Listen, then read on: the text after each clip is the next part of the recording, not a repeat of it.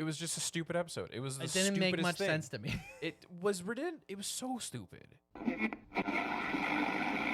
TNMP, the Nerdy Misfit Podcast, with your hosts, Connor O'Neill and Matthew Hughes.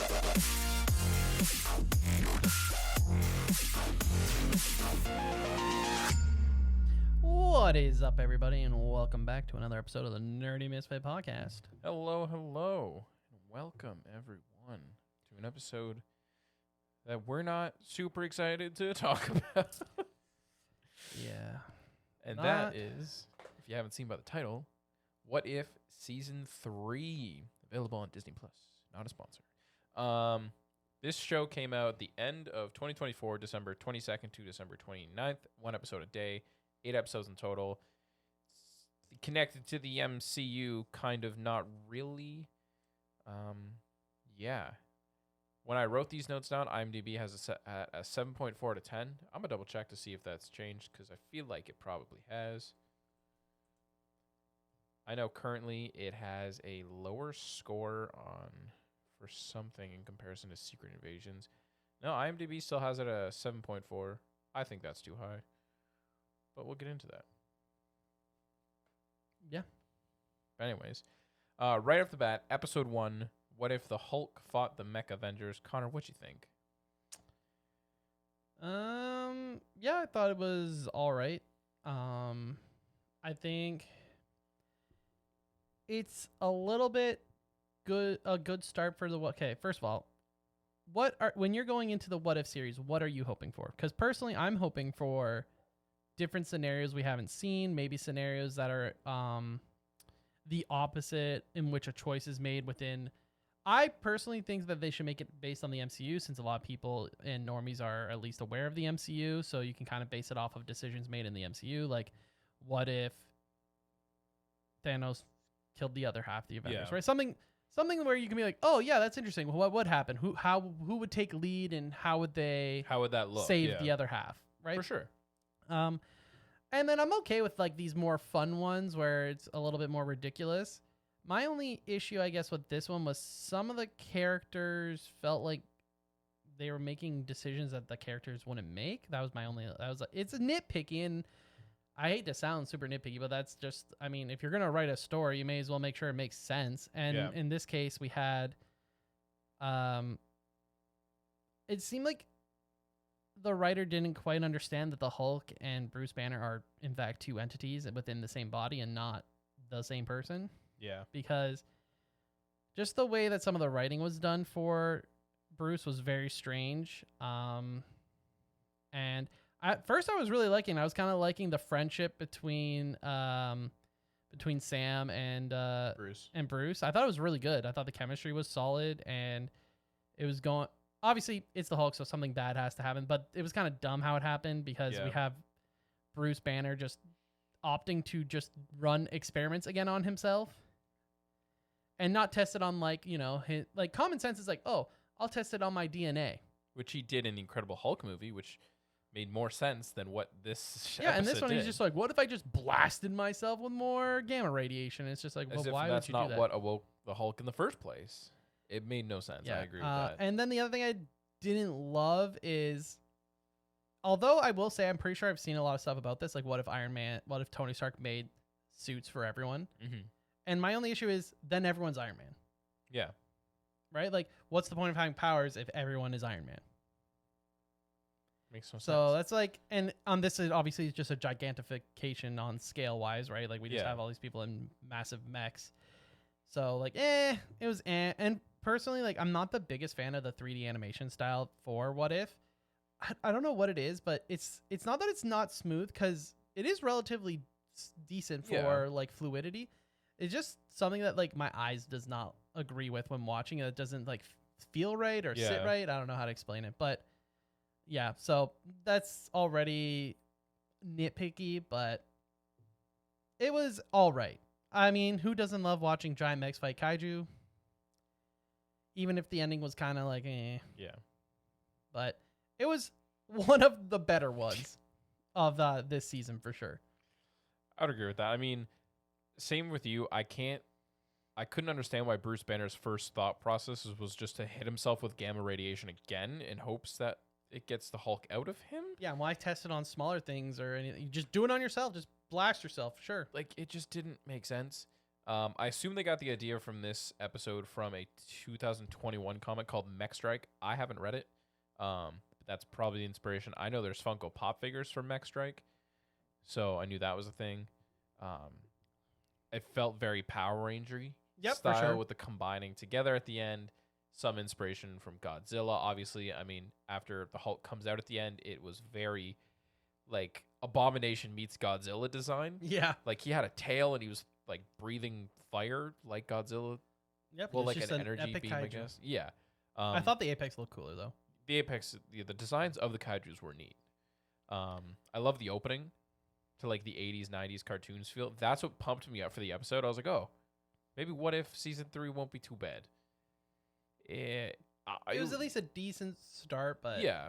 Overall, the episode was okay. I didn't love the ending either, where Sam was all like, "He'll always be my friend," as like the Hulk is the one running, because Bruce ends up sacrificing Yeah. him being Bruce Banner, not the Hulk. Yep. And he's like, "That's my," and it's like, no, it's not. No, that's the not Hulk. how it works. Actually, it's They're- two separate they're- things. Yep. Okay. Anyways. Yeah. I kind of wish we got a little bit more info on the Fallen past Avengers, because we kind of just start in. They're like, oh yeah, so half the Yeah, Avengers they're are gone. dead, Yeah. but Moon Knight's part of the Avengers now, and he's got a mech too. Why And I'm not? like, oh, okay, Sure. cool, that's not? interesting. Yeah, nothing really too memorable. It was a fun episode, you know, Which yeah, is what the What If series it should be. Yeah. Yeah. Shouldn't be overly complicated. Yeah, it Or- but shouldn't it be also- overly complicated, but it should still be fun, and it should still be easy to follow, like what characters are doing or why they're doing it. It should be fun, but not stupid.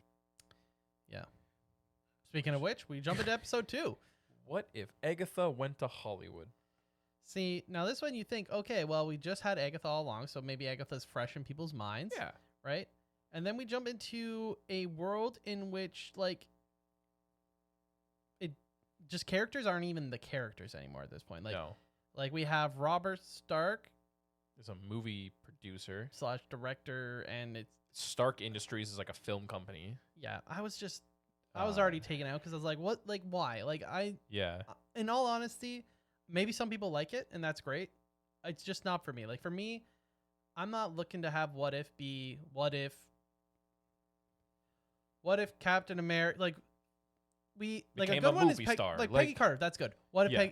what if Captain America was Peggy Carter? She got the superhero, and that was something we saw in Multiverse of Madness, so that and makes it's sense. good. And you're like, okay, yeah, that's actually interesting. But we don't need a what if Captain America played baseball and was on a baseball team. Yeah. Sure, he could be, but I like, why is that relevant for a Marvel story? Especially if there's no connection to anything else, which is sometimes fun with the what ifs. Yeah, because they can just live in their own Exactly. little story. Like, I don't but, expect to see the mechs ever again, and I'm okay with that. but this one was just like, I just don't understand. And then we got character like the Eternals character Kingo, yeah. show back up, who we haven't seen forever. Some people probably have never even seen Eternals, to be honest. And it's just like, okay, so they're fighting, but they're fighting for real, but Robert doesn't know that it's real, and it just looks good for film. Yeah. I think the only thing I thought was cool was that it was like that like retro aesthetic of filming, Yeah. where like he had his megaphone was actually just more like the cone, and he's just yelling at people through it. That was cool, but I did not enjoy this episode. I just didn't enjoy the premise at all, so it kind of took me out of it a lot. I mean, for me, it's like you said, if you didn't watch Eternals, you have no idea who Kingo is. You have no What idea his goals were, what yeah. she's fighting at the end. The whole like point of any of it. It made no sense. I wonder if it was a way to try and also, because maybe they plan on using Eternals Maybe? somewhat, or reference it maybe in future films, Doomsday and they just or- want people to be a little bit. Yeah, I think the Celestial that's like in Alaska or something, somewhere, is getting mentioned in the new Captain America movie, so I can see that making sense. And maybe the Kingo's going to be in it. The only thing I enjoyed about this episode, and in my opinion, this episode, as bad as it had the best music for the like all the other episodes. Okay. I thought Kamal Najani, I always pronounce his name wrong, he's a great actor, so I enjoyed seeing his character at least. Yep. Because I think he's a hysterical actor. I've seen him in a lot more very things. funny. He's growing fast. Yeah. Loved him in Obi-Wan. Obi-Wan was fun. I just saw him in Only Murders in the Building. He's in season 4. So any little thing he's in, I'm like, oh, yes, he's good. He was in a... It is a shame that his MCU role is... Eternals. Yeah, perhaps not something that really took off. Yeah. And maybe this is a nitpick for me, but obviously this is one of the reasons why I don't like Guardians 2, which this shouldn't take an effect in What If, but like, don't really care for these Celestials inside season 2. And I think to foreshadow something like that and then barely mention it for years is odd for storytelling, just to bring it back in a one-off episode. Now, if Agatha came back at the end of the season with celestial powers and tried to take down the Watchers or something, I could give this episode a little bit more credit, but that doesn't happen. Yeah, and Agatha also was, I mean, obviously she's a different universe version of herself. But she was way too nice. Yeah. I'll just say it there. Like, we see Agatha all along. Yeah, we know she's You can check out, crazy. we have an episode on it. Go give it a listen and come back. It's a surprisingly good show. Yeah. And yeah, it's just very not her character. I guess like your argument could be, yes, in fact, it is a What If, so perhaps not. But let us know in the comments below what you thought. I kind of dig Agatha, though. Like, I kind of want more content with her. I think both the actress and the character are just they got that, like, obviously they're like chaotic evil, or you know, but it's a comedic chaotic yeah, evil I like where you it. want to see more. yeah, exactly. I like it. I think, I'd be excited. I think she's coming back for the Vision show. Okay. Because I think it's called, I don't know if it's called Vision question or not, but I know it's like WandaVision, Agatha all along, and then Vision. And it's going to be like a trifecta of shows. Sure. To kind of tell like cohesive story, I guess. But yeah, moving on. The best episode, in my opinion, and I think you agree with this, is what if the Red Guardian stopped the Winter Soldier? Now, with this plot, this kind of makes sense for the MCU because Winter Soldier killing the Starks is pretty much, I don't want to say it's the backbone for most of the MCU, but that is a pivotal moment. A canon event. I don't want to say canon event, but it's a pivotal moment inside the MCU that if Tony's parents didn't die, then the ripple effect wouldn't have happened. It'd be having a significant change on the whole universe Exactly. for sure. Yep. And that's a cool one. Yeah. This is like what I would like to see. And not only that, but Red Guardian is just a really fun character. David Harbour is great. Obviously, you could argue it's a bit, cliche and stuff for like, oh yeah, Russian soldier, but I love it. It's just This was a buddy cop episode. Yeah, he was it such a fun character. Maybe there were some moments where the Winter Soldier didn't feel quite as brainwashed as he felt should. more Bucky than Winter Soldier-y. Yeah, like there were moments where he knew that he didn't have his memories or who he was, but he still kind of almost not like he had like free will. He was just kind of doing his own thing. And at first I was about to write negative, like he's not really the Winter Soldier. He's more just like Bucky. Russian spy that doesn't have memory. Yeah. But then they do start using the like force book. to obey. Yeah. Yeah. And I was near like, the all end. right, okay, fair enough. Mhm. But it was fun. I really liked the fast food scene where like the Red Guardian's just like speaking a million miles per minute, and he's like, you don't need to be working for the capitalist pig and blah blah blah blah blah. And then like Bucky just comes in, he's like got his nice flowing hair, and he's like, we'll take 2 number 6s. It's a good one. But yeah, I just thought it was really fun. Not too serious, but still serious tones. Serious tones, but like it wasn't serious in terms of it didn't take itself serious. And then people who aren't serious about the MCU but have seen stuff will at least be able to follow along and be like, Yeah. hey, I don't know who Red Guardian is, but they explain as they're going, where they're like, hey, I'm Russia's first, like, I'm basically Russian Captain America. yeah, essentially, yeah, Yeah. and only maybe a little bit more outspoken. Yeah. But yeah, I just thought it was super fun. I also noticed that there was like some cell phone humor in there, where because Red Guardian is obviously clearly not as important as Winter Soldier when it comes to the Russian spy program. And he's got the out of date phone. He's got like the whatever coded 7. And he's like, what's that? And then Bucky's like, oh, I've got the 10. And he's like, what happened to the 9 or something? And that's just a joke because Apple skipped the 9 when they were making iPhones. It went like iPhone 8 and then it went to the iPhone X. So Nice. I thought that was kind of funny as a tech person. That's fair.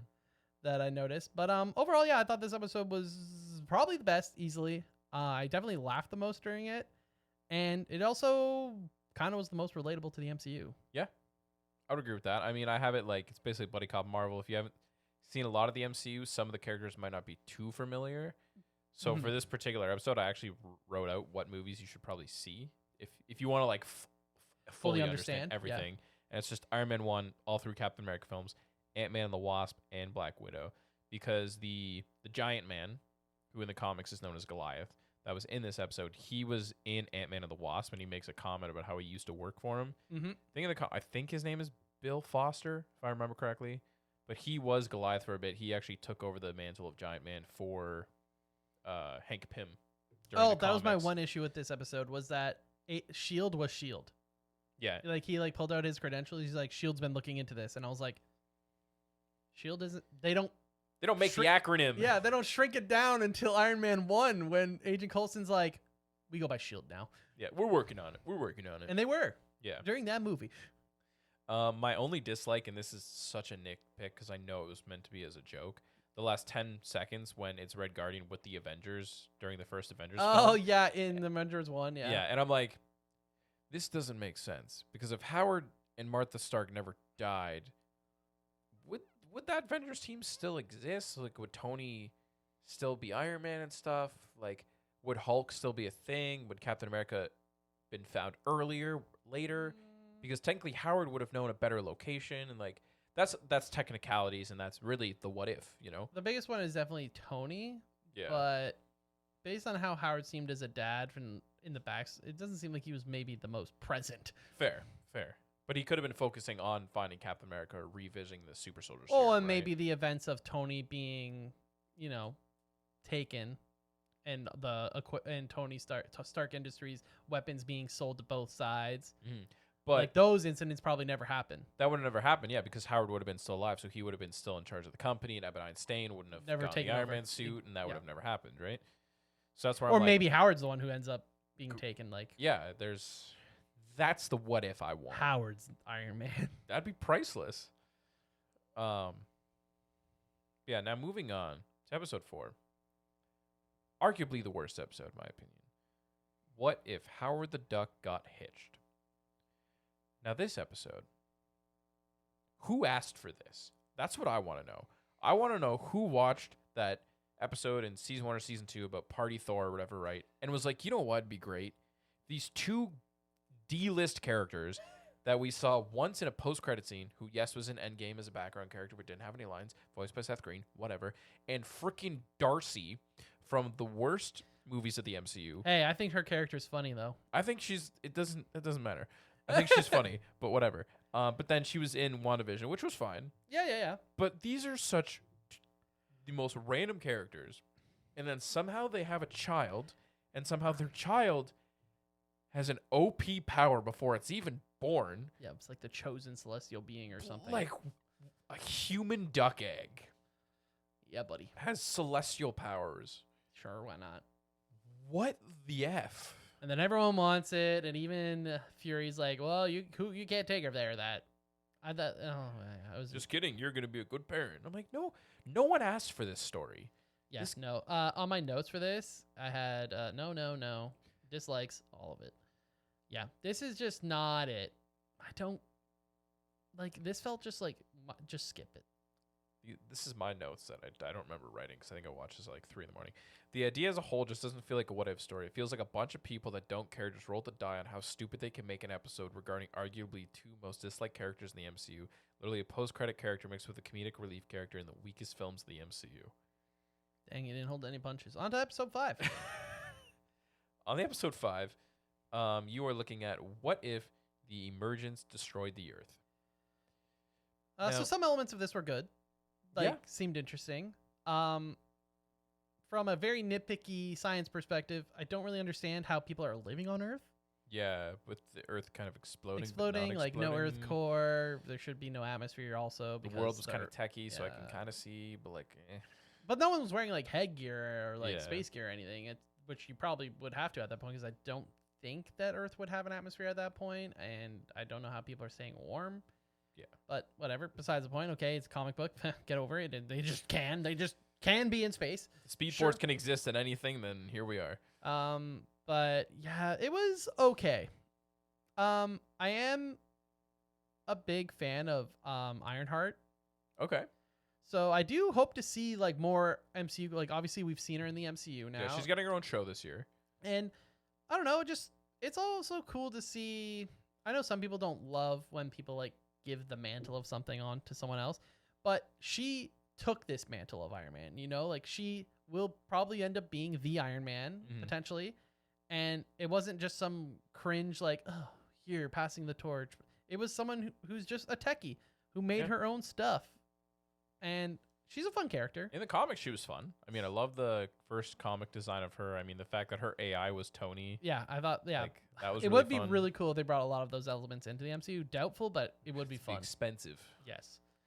I think in my overall thoughts, I have the Watcher goes, in every universe I see, she fails. So I'm like, oh, yikes for the show, I guess. So spoiler alert, she's not gonna survive, or I thought that was such a weird line of dialogue. Well, it's not weird when he ends up stepping in, right? And this is the issue which apparently ends up making this show, in my opinion, worse, which is we're starting to create like continuity and lore for What If, which it just doesn't feel like. I feel like What If is good for spawning potential future stories that end up being taken to a place. Yeah. But not because of What If, because of that single story. Agreed. Which was spawned because of the question of what if. That sounds very crazy, but the concept of what if being like, oh, what if someone else got bit by the spider instead of Peter? Boom, here's a story. Oh, go with it and blah, blah, blah, blah, blah. Doesn't need to relate to any of the other what ifs that may have happened during that time. Exactly. It's now just its own thing.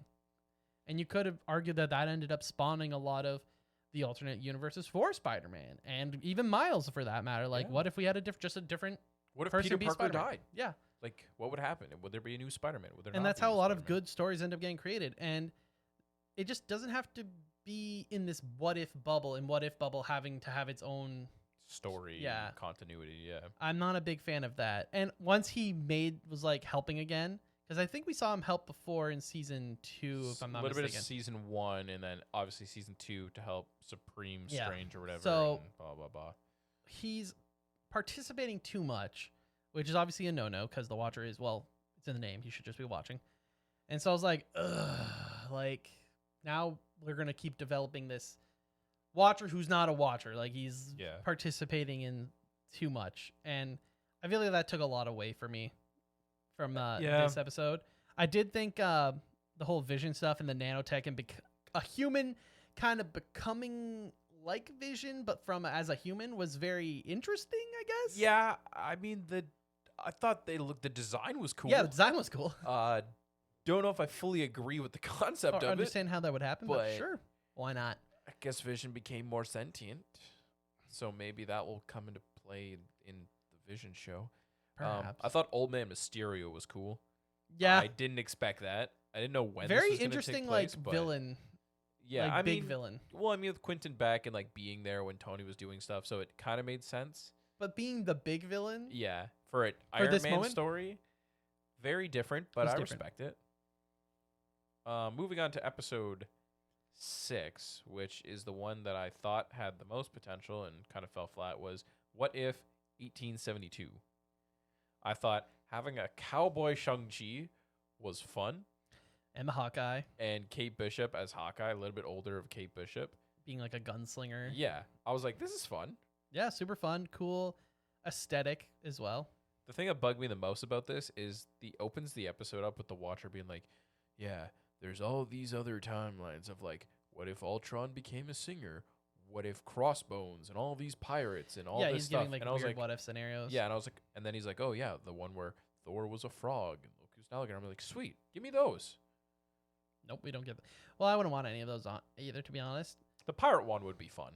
Singing Still- Ultron would be stupid, but I would love a what if pirate one. Well, we got this Western one, and it was okay. Elements were good. Obviously, it took place in the Wild Wild West.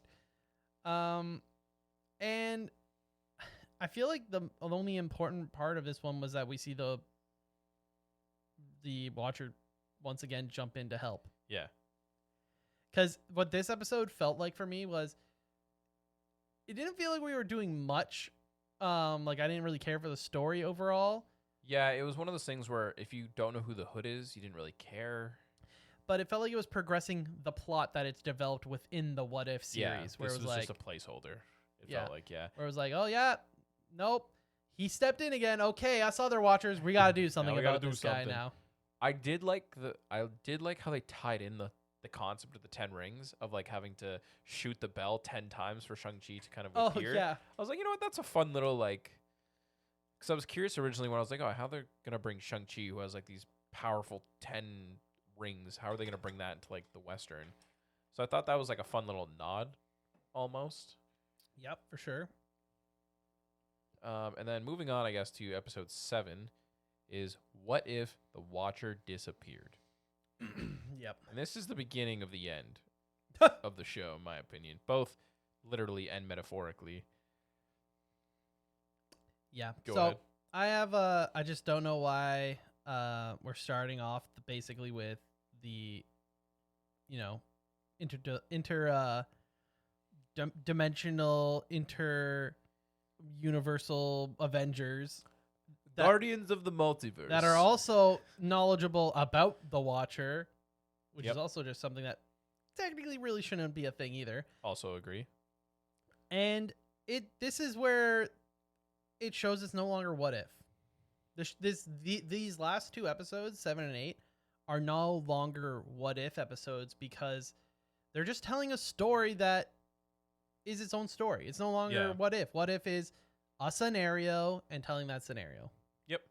And now the past 4 episodes are all following its own like continuity of like following this Watcher who's intervening, and now he gets taken, and these Avengers are aware of it because he has an attachment to them already through Peggy Carter. Yeah. So now it's just a story. Like they should have just called this show they should have called it The Watcher Who Couldn't watch. I don't know. Just call it the Guardians of the Multiverse at this point. Yeah, Guardians of the Multiverse, The Watcher Who Couldn't Resist, something. Yeah. Because that's what it is. It becomes a story about this Watcher who's broken the pact. Mm-hmm. And I just didn't care for it at that point because that's just a different story, in my opinion. Yeah, I would agree with that. I think for me, the 2 things that like I enjoyed about this episode is that it opened up with a different narrator. So I was like, okay. Well, it was a different Watcher. Yeah, but I was like, okay. Like, it was a good attention to detail. Yeah, I didn't want to get my hopes up, but I was like, okay, this narrator is different, obviously. It was Jason Isaacs, who is Lucius Malfoy. I'm pretty sure it was him. I can't remember exactly. I was excited to see an X-Men, because obviously I'm a big X-Men fan. I thought the concept of Storm Thor is cool. Seems a bit redundant, but yeah. Yeah, it does seem a little bit redundant, and I do agree. But, her powers don't make she sense. claims to be that all-powerful, and, like, all the words she always says, like, Storm, come to me, I'm, like, the... Now she's got an extra... Now she literally is. She's got a lightning Thor hammer. stick. She's Thor. Yeah. So... I thought her design looked great, though. Very fun. Being God of Thunder and being Storm, that's, like... They're going to need a new mutant class for her. Omega. Omega... God. Squared. My biggest dislike is Birdie. The fact that it was Howard the Duck's kid and Darcy's kid, and now she's all grown up and she's part of this Guardians of the Multiverse. Mm-hmm. But then she's techie. She's like a techie. Yeah, which makes sense from Howard the Duck-ish. But then she was a celestial being or whatever. Then she had weird powers, which does not make sense unless Darcy is somehow connected to she's powers. And she's just doing all tech stuff. Yeah, but she was a human that had wings, kind of. Mm-hmm. I don't know. I just wish we got a backstory to Storm Thor if we're gonna do a what if character to introduce it, considering the rest of the characters we had a backstory for, like Kahari, which was really cool. What if story in season 2? Like it was an original character that was really fun. And then we've already seen Captain Carter. We've already seen Birdie now, but it's all grown up.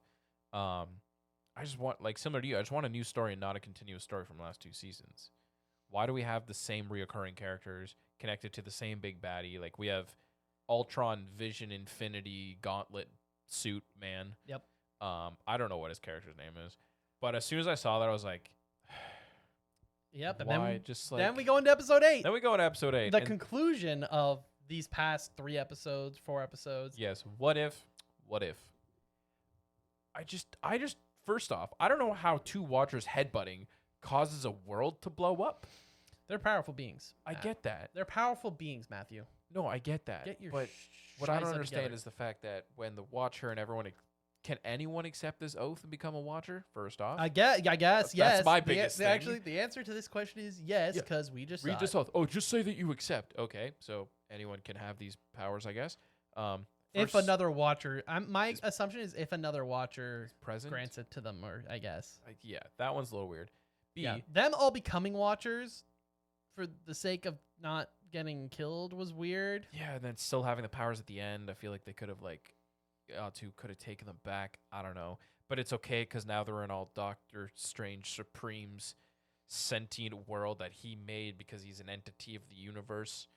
Like, if Agatha showed up then to try and fight that, that'd make a little bit. It wouldn't make sense. Let's be real here. Yeah. And then like the 3 Watchers that were there had to get like fancy weapons to try and fight themselves, but really, Yeah, we basically just saw a Watcher battle. yeah. And then apparently, even though the way it's described to at least my understanding of the multiverse is, okay, so we have the multiverse, right? Yep. And if we're looking at like a DC point of view, it's like we have like the world going on and then the multiverse and then the Watchers are like outside of like the Speed Force, right? Yeah, Like, they're there's- outside of space and time. right? Like they're outside of that. Yeah. So my thought process was, okay, they're the beings living outside of all of that, so they're more powerful. So for me, when they're like, oh, we'll bring them to Doctor Strange's universe because he is the universe. They should know that that exists. 1, they should know that exists. 2, just because Doctor Strange is in control of that universe, they exist outside of universes. Yes. So why should a universe have an effect on them? Agreed. That doesn't make any sense No. because they're already outside of universes. Doctor Strange is just one universe. Okay, I understand. He could have whatever control over anything in the universe, but they exist. Watchers exist outside of the universe. It was just a stupid episode. It was the It didn't make stupidest much thing. sense to me. It was redundant. It was so stupid. Yeah. I don't know. And then like, I mean, And then through the Taka no Jitsu. literally. Yeah. Just kidding. You don't have any power here because the stars that make Doctor Strange's face says so. Yep. And then he literally goes, "How could I not see this happen?" They almost had that in the Western too, the Super Taka no Jitsu. Yeah. With the, and he's like, but sister. And then thankfully Hawkeye stepped in and bang, bang. I was like, "Yes." I enjoyed the design of the upgraded character designs, like the gold and blue. I thought some of them looked better than okay. others. I think Captain Carter looked cool. Birdie is original to the What If show, though a character named Birdie is in the comics related to X-Men. It was a love interest for Sabretooth. Does not have wings at all. It's like Mhm. a telepathic character. Strange name. So Birdie is still original to the What If. Overall, for this entire show, if you got a couple hours to kill, sure, I don't care. Watch it. Yeah. But It just doesn't feel like it's appropriate for the What If title, in my opinion. is I all. agree. And then if we jump into actual What If stories that have been in the comics over the years since What If started being a thing, I think back in the 80s of comics, you mentioned this earlier too, is that some What If stories that were written has happened, and nowadays those are things that have happened. So one of them being, what if the spider bit someone else? That was in the 80s. Now in mid-2000s, we have a character named Silk, whose character design is great. Yeah, Was there. same spider. We have Miles also being bitten by a spider that Similar wasn't concept. the same, but like, Different universe. but Um, it's now created its own exactly. because Other of ones those stories. we had, I think in the 90s, it was what if Doctor Doom became a Sorcerer Supreme? That's literally happening in the comics right now. We've had in the past, what if the Thing and Beast continue to mutate? In 2012, Beast continued to mutate and actually like made him sick. So we've seen those, right? Like we've seen what if stories have literally come to light to create bigger stories now. So I went through the whole list of what ifs and found a bunch that could directly connect to the MCU, excluding X-Men and Spider-Man because the properties are still whack and I personally Sure, don't fully yeah. understand them. Whatever. So here's the list, and I think these could have been better than pretty much all the episodes. So first off, What if Doctor Strange had never become the master of mystic arts? Mm-hmm. Would someone else be that Who would it instead? be? How would that play into Endgame and Infinity War if they knew Spider-Man even? What if Loki found Thor's hammer first in the desert? Like that would be fun. What if the Hulk went berserk? So what if Grey Hulk never came and Hulk kept fighting and went crazy? What if the Vision destroyed the Avengers? Yeah. Another easy one. When they create him, he's just... Instead, he sticks to Ultron's side. What if Captain America were not the only super soldier in World War II? Yeah, that's a good one. We kind of see that later, like not in World War II, but we see people trying to replicate the super soldiers. That's the goal after they see Captain America. Yeah. What if the Punisher became Captain America? Okay, yeah. That's one that we've seen. The Punisher exists in Would not the be a very MCU. good Captain America, but I think that's the point. Yeah. Yeah. What would his justice look like? As Exactly. There would be Captain no America. justice. Yeah. What if the Skrulls succeeded in their secret invasion? Yeah. Obviously, that storyline was a lot bigger in the comics than the show. And then the last one is, what if the Kingpin owned Daredevil? Yep. So those are actual what if titles throughout the years in the comics. So I'm like, to all of those could directly connect to the MCU, and you'd be fine. And then you and I went and we sat down and we wrote a few out of our own design connecting directly to the MCU. I don't know if you want to read these out, but yeah. So we got what if Thanos snapped the other half of the heroes, like we mentioned before, which I think very easy, like very in terms of simple. Like it's very broad. You can be very creative with it.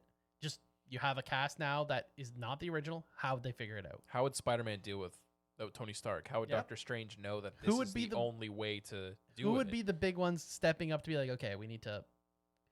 Who's going to go back in time? Is that how they're going to fix it? Yeah, exactly. Maybe they bring back other versions of the other ones. Who knows? To try and make up for it, yeah. What if Loki succeeded in invading Earth? So back in Avengers 1, what if Loki won, basically, and how that would shape... Because then he would have gotten on Earth, so then Thanos wouldn't have had to come do it himself. Yep. Kind of thing. What if Tony couldn't get over his PTSD? So this is obviously a big one, starting in Ultron. Even before Ultron. I guess they had like two. Iron Man 3 is when he loses the suit, and he's like...